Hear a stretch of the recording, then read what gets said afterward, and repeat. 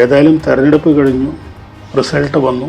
ഇനി UDF മന്ത്രിസഭ അധികാരമേൽക്കുന്നത് കാത്തിരിക്കുകയാണ് ജനങ്ങൾ, പ്രത്യേകിച്ച് സ്ത്രീജനങ്ങൾ ഇത് കാത്തിരിക്കാൻ പല കാരണങ്ങളുമുണ്ട്.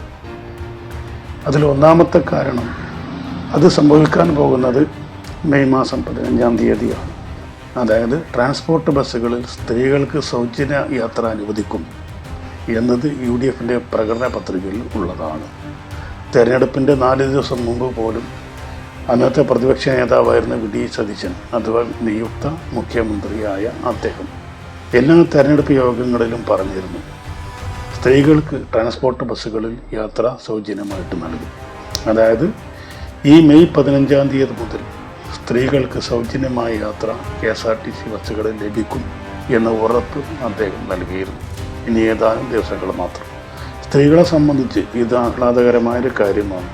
കാരണം കേരളത്തിൽ എവിടെ പോകാനും അഥവാ KSRTC വാഹനങ്ങൾ സഞ്ചരിക്കുന്ന ഏത് സംസ്ഥാനങ്ങളിൽ, ഏത് തെക്കനിന്ത്യൻ സംസ്ഥാനങ്ങളിൽ പോകാനും ഇനി സ്ത്രീകൾക്ക് വണ്ടിക്കൂലി കൊടുക്കേണ്ടതില്ല. ബസ്സിൽ കയറി അങ്ങോട്ട് ഇരുന്നാൽ മതി. ആനവണ്ടി എവിടെ കണ്ടാലും അവിടെ നിന്ന് ചാടി കയറി സീറ്റിൽ ഇരിക്കുകയേ വേണ്ടുള്ളൂ. എവിടെ പോകണം, എവിടെ ഇറങ്ങണം എന്നൊന്നും പറയേണ്ട കാര്യമില്ല, പൈസ കൊടുക്കേണ്ട കാര്യമൊന്നുമില്ല. ഇനി ഊട്ടിയിൽ പോകണോ, മൂന്നാറിൽ പോകണോ, ഹൈദരാബാദിൽ പോകണോ, ബാംഗ്ലൂർ പോകണം, അതുമല്ലെങ്കിൽ നാഗർകോവിൽ പോകണം. തെന്നിന്ത്യൻ സംസ്ഥാനങ്ങളിൽ എവിടെയൊക്കെ KSRTC വാഹനങ്ങൾ പോകുന്നുണ്ടോ അവിടെയൊക്കെ സൗജന്യമായി ഒറ്റ പൈസ പോലും കൊടുക്കാതെ യാത്ര ചെയ്യാനുള്ള സൗകര്യമാണ് നമ്മുടെ സംസ്ഥാനത്തെ സഹോദരന്മാർക്ക് വന്നു ചേർന്നിട്ടുള്ളത്. മെയ് 15-ാം തീയതി മുതൽ അത് നടപ്പിൽ വരുത്തും എന്നതാണ് പ്രകടന പത്രികയിൽ പറഞ്ഞിട്ടുള്ളത്. ആ ദിനത്തിന് വേണ്ടി നമ്മൾ കാത്തിരിക്കുന്നു. ഇനി ഒരു കുടുംബത്തിന് ടൂർ പോകണമെങ്കിൽ, വിനോദയാത്ര, അത് ഊട്ടിയിലേക്കോ കൊടൈക്കനാലിലേക്കോ എവിടേക്ക് പോകണമെങ്കിലും, ഇനി ബാംഗ്ലൂരിലേക്ക് പോകണമെങ്കിലും ആ കുടുംബത്തിലെ അംഗങ്ങൾ KSRTC ബസ്സിൽ കയറിയിരുന്നാൽ മതി. ഉദാഹരണത്തിന് ഒരു വീട്ടിൽ 5 അംഗങ്ങളാണ് ഉള്ളത് എങ്കിൽ അതിൽ 4 പേരും സ്ത്രീകളാണ് ഉള്ളത് എങ്കിൽ ഈ 5 പേരും കൂടി ബസ്സിൽ കയറിയാൽ ഒരാൾക്ക് ടിക്കറ്റ് എടുത്താൽ മതിയാണ്. ഈ ഒരാളുടെ ടിക്കറ്റ് കൊണ്ട് അവർക്ക് ഉദ്ദേശിച്ച സ്ഥലങ്ങളിലൊക്കെ കയറി സഞ്ചരിച്ച് വിനോദയാത്ര ആസ്വദിച്ച് തിരിച്ചു വരാനുള്ള സൗകര്യമാണ് മലയാളികൾക്ക് ഒരുങ്ങാൻ പോകുന്നത്. ഇനി കോൺഗ്രസിൻ്റെയും VD സതീശൻ്റെയും അടുത്ത വാഗ്ദാനം എന്ന് പറയുന്നത് അതും സ്ത്രീകൾക്ക് ഏറ്റവും ആവേശമുണ്ടാക്കുന്ന കാര്യമാണ്. ഒന്നാമത്തെ കാര്യം ആശാവർക്കർമാരുടെ കാര്യമാണ്. ആശാവർക്കർമാരുടെ ശമ്പളം UDF അധികാരത്തിൽ വന്നാൽ 21,000 രൂപയായിട്ട് നിജപ്പെടുത്തും എന്ന് അദ്ദേഹം ഉറപ്പ് നൽകിയിട്ടുള്ളതാണ്. UDF മന്ത്രിസഭ അധികാരമേറ്റാൽ ആദ്യം ഒപ്പുവെക്കപ്പെടുന്ന ഫയൽ എന്നത് അസന്നിഗ്ധമായിട്ട് VD സതീശൻ പ്രഖ്യാപിച്ചതാണ്. അതിനുവേണ്ടി ആശാവർക്കർമാരും വളരെ ആകാംക്ഷയോടു കൂടി സന്തോഷത്തോടു കൂടി കാത്തിരിക്കുകയാണ്. അതും ഈ മന്ത്രിസഭയുടെ ആദ്യത്തെ സമ്മേളനത്തിൽ തന്നെ നടപ്പിൽ വരും എന്ന് നമുക്ക് പ്രതീക്ഷിക്കാം. ഇനി അടുത്ത കാര്യം, അതും സ്ത്രീകളെ സന്തോഷിപ്പിക്കുന്ന കാര്യമാണ്, നേഴ്സുമാരുടെ കാര്യമാണത്. ശമ്പള വർധന ആവശ്യപ്പെട്ട് എത്രയോ കാലമായിട്ട് നേഴ്സുമാർ നമ്മുടെ കേരളത്തിൽ സമരത്തിലാണ്. നേഴ്സുമാരുടെ ശമ്പളം, അതായത് സ്വകാര്യ മേഖലയിൽ പ്രവർത്തിക്കുന്ന ജോലി ചെയ്യുന്ന നേഴ്സുമാരുടെ ശമ്പളം അത് 40,000 രൂപയാക്കിയിട്ട് ആ ഉറപ്പ് VD സതീശൻ നൽകിയിട്ടുണ്ട്. ഏതൊരു ആശുപത്രിയിൽ ജോലി ചെയ്യുന്ന നേഴ്സുമാരുടെ കൂട്ടത്തിൽ സ്ത്രീകൾ മാത്രമല്ല പുരുഷന്മാരുമുണ്ട്. അവരുടെ ശമ്പളം മേലിൽ 40,000 രൂപയായിരിക്കും. UDF ഗവൺമെൻറ് അധികാരമേറ്റാൽ ഒപ്പുവെക്കുന്ന രണ്ടാമത്തെ ഫയൽ അതായിരിക്കും എന്നാണ് അസന്നിഗ്ധമായിട്ട് നമ്മുടെ VD സതീശൻ പറഞ്ഞിട്ടുള്ളത്. നിലവിൽ 5,000, 6,000, 8,000, 10,000 ഇതൊക്കെയാണ് നേഴ്സുമാരുടെ ശമ്പളവും. ഇനി വരുന്ന മാസങ്ങളിൽ നേഴ്സുമാർക്ക്, സ്വകാര്യ മേഖലയിൽ ജോലി ചെയ്യുന്ന നേഴ്സുമാർക്ക് മിനിമം 40,000 രൂപ മുതലാളിമാർ കൊടുത്തിരിക്കണം, അല്ലെങ്കിൽ അത് വാങ്ങിക്കൊടുക്കും എന്ന ഉറപ്പ് VD സതീശൻ നൽകിയിട്ടുണ്ട്.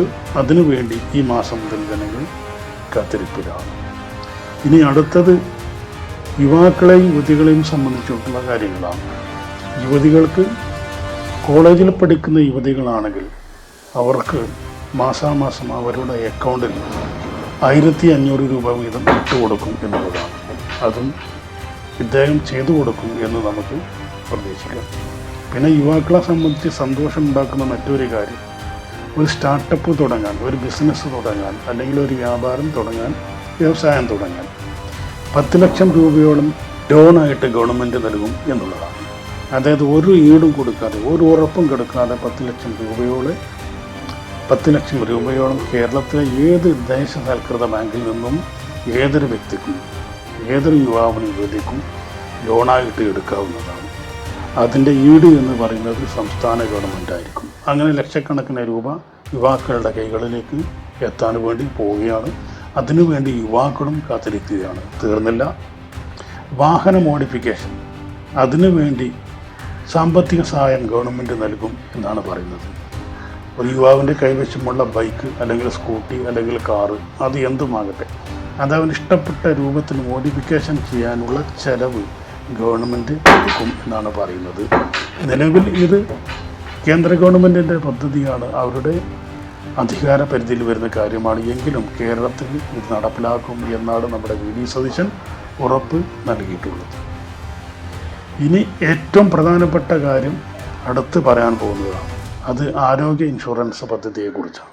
കേരളത്തിലെ ഓരോ വ്യക്തിക്കും 25 ലക്ഷം രൂപയുടെ ആരോഗ്യ ഇൻഷുറൻസ് പദ്ധതി ഉമ്മൻചാണ്ടിയുടെ പേരിൽ ഈ ഗവൺമെൻറ് നടപ്പിലാക്കും എന്നാണ് പറയുന്നത്. ഒരു വ്യക്തിക്ക് 25 ലക്ഷം രൂപയുടെ ആരോഗ്യ ഇൻഷുറൻസ് പദ്ധതി ലഭിക്കുമ്പോൾ സ്വാഭാവികമായിട്ടും സർക്കാർ ആശുപത്രികളിൽ ചെന്ന് ചികിത്സ നേടി അവിടെ കൊതുക് കടിച്ച് കിടക്കാൻ ഒരു വ്യക്തിയും തയ്യാറാവുകയില്ല. ആർക്കും വലിയ താല്പര്യമൊന്നും ഉണ്ടാവുകയില്ല. മറിച്ച് പഞ്ചനക്ഷത്ര ആശുപത്രികളിൽ മൗലാന പോലെ, അൽഷിഫ പോലെ, അല്ലെങ്കിൽ മിംസ് പോലെ, അല്ലെങ്കിൽ അമൃത പോലെയുള്ള ആശുപത്രികളിൽ പോയി AC മുറികളിൽ കിടന്ന് ചികിത്സിക്കാനായിരിക്കും ഏതൊരു വ്യക്തിയും താല്പര്യപ്പെടുക. അതിനുള്ള സൗകര്യമാണ് ഇവിടെ ഈ രമേശ് ചെന്നിത്തലയും വി.ഡി. സതീശൻ കൂടി ഒരുക്കി കൊടുക്കാൻ പോകുന്നത്. അതായത് 25 ലക്ഷം രൂപയുടെ പരിരക്ഷ അത് ലഭിക്കും എന്ന പ്രതീക്ഷയിൽ തന്നെയാണ് മലയാളികൾ കാത്തിരിക്കുന്നത്. ഇനി ഇതിനെല്ലാം പുറമെ മറ്റു ചില പ്രഖ്യാപനങ്ങളും ഈ വി.ഡി. സതീശനും കൂട്ടർ നടത്തിയിട്ടുണ്ട്. അതിലൊന്നാമത് ബാറുകൾ പൂട്ടിക്കുമെന്നാണ്.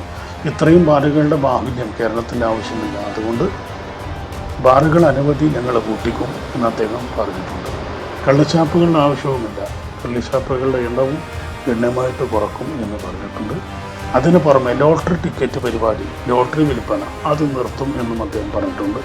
കേരളത്തെ തകർക്കുന്ന ഒരു കാര്യമാണ് ലോട്ടറി ടിക്കറ്റ് വിൽപ്പന, അതുകൊണ്ട് അത് നിർത്തലാക്കും. ഇങ്ങനെ നിരവധിയായ കാര്യങ്ങൾ അദ്ദേഹം പറഞ്ഞിട്ടുണ്ട്. ഏതായാലും ഉടനടി UDF ഗവൺമെൻറ് അധികാരത്തിൽ വരികയാണ്. അതുകൊണ്ട് 10,000 രൂപ ശമ്പളം പ്രതീക്ഷിച്ച് നിൽക്കുന്ന ആശാ വർക്കർമാരും, അതുപോലെ 40,000 രൂപ ശമ്പളം പ്രതീക്ഷിച്ച് നിൽക്കുന്ന സ്വകാര്യ മേഖലയിലെ നഴ്സുമാരും, സൗജന്യമായി തെക്കേ ഇന്ത്യയിൽ എവിടെയും ആനവണ്ടിയിൽ കയറി സഞ്ചരിക്കാം എന്ന് പ്രതീക്ഷ കാത്തിരുന്ന സ്ത്രീകളുമൊക്കെ വലിയ ആവശ്യത്തോടു കൂടി ഈ ഗവൺമെൻറ്റിന് കാത്തിരിക്കുകയാണ്. പക്ഷേ പ്രഖ്യാപനം കോൺഗ്രസിൻ്റേതാണ്. വയനാട്ടിൽ വീട് വെച്ച് കൊടുക്കും എന്ന് പറഞ്ഞ് കോടികൾ പിരിച്ചു മുക്കി അവിടെ ഒരു തറക്കല്ലിട്ടു എന്നതല്ലാതെ ഒരടി പോലും മുന്നോട്ട് പോകാത്തൊരു സാഹചര്യം സൃഷ്ടിച്ചിട്ടുള്ള ഒരു പാർട്ടിയാണ് ഇത്. അവരുടെ ഗവൺമെൻറ്റാണ്.